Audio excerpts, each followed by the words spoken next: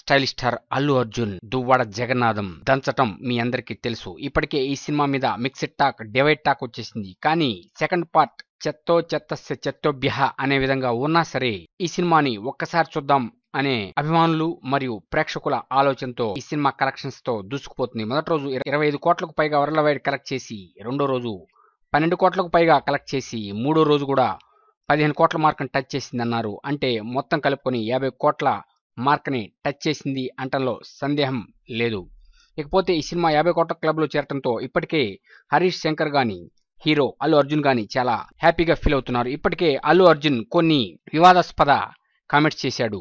నేను నచ్చకపోయినా, నా సినిమా నచ్చకపోయినా ఒక్కసారి చూసినందుకు మీ అందరికీ ధన్యవాదాలు అని. అంటే మరలా తేనెతుట్టిని కదుపుతున్నట్టుగా అనిపిస్తుంది. చూద్దాం ముందు ముందు ఈ సినిమా ఎన్ని కోట్ల రూపాయల కలెక్షన్స్ కలెక్ట్ చేస్తుందో.